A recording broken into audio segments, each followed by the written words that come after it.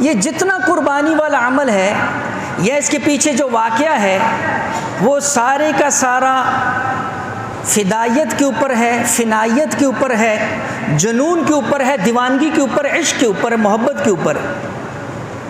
عقل کا کوئی دور نہیں ہے، عقل کا گزر ہی نہیں ہے۔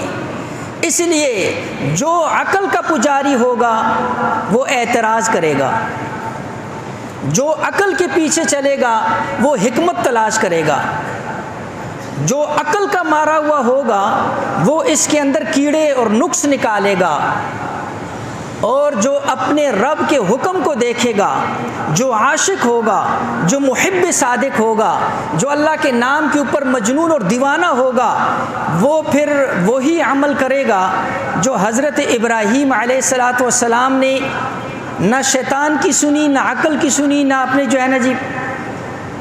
اس لیے علماء نے لکھا، اللہ کے نبی علیہ السلام نے حکم دیا، اکثروا ذکر اللہ حتی یقولوا مجنون، فرمایا اللہ کا اتنا ذکر کرو کہ لوگ تمہیں مجنون کہنے لگے، لوگ تمہیں پاگل کہنے لگے۔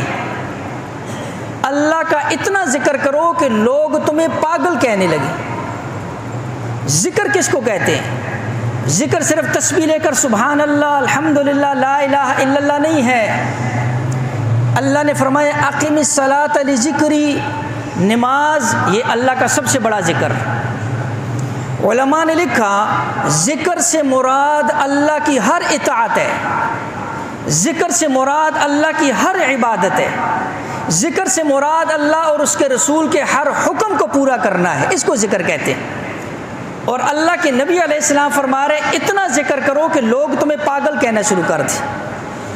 اس سے پتہ چلا کہ اللہ کی محبت کے اندر دیوانہ وار ہو جانا، اللہ کی محبت کے اندر، عشق کے اندر اتنا آگے بڑھ جانا، دنیا والے تمہیں لیلا مجنوں کے، شیری فرہاد کے قصے سنائیں گے، ان کو کیا پتہ حقیقی عشق کیا ہوتا ہے، اللہ کے ساتھ محبت کیا ہوتی ہے، اللہ کے ساتھ تعلق کیا ہوتی ہے۔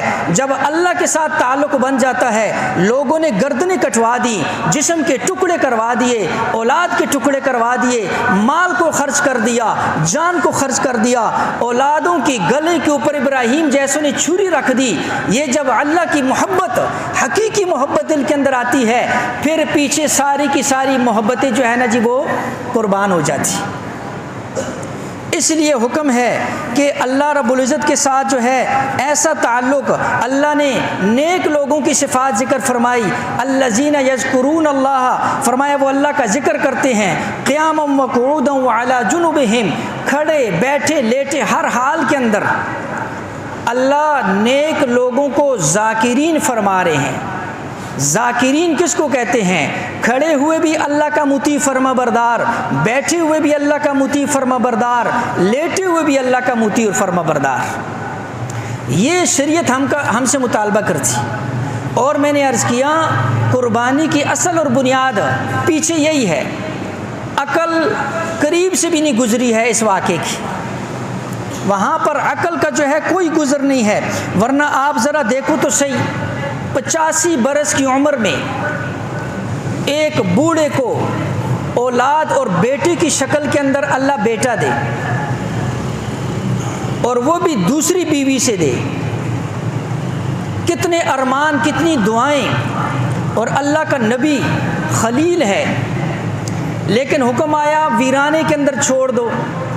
عقل کیا کہتی ہے؟ بھوکے مر جائیں گے۔ عشق کہتا ہے اللہ کا حکم ہے، اللہ کی محبت کہتی ہے اللہ نے حکم دیا ہے، یہاں پر عقل کو پیچھے چھوڑ دیا۔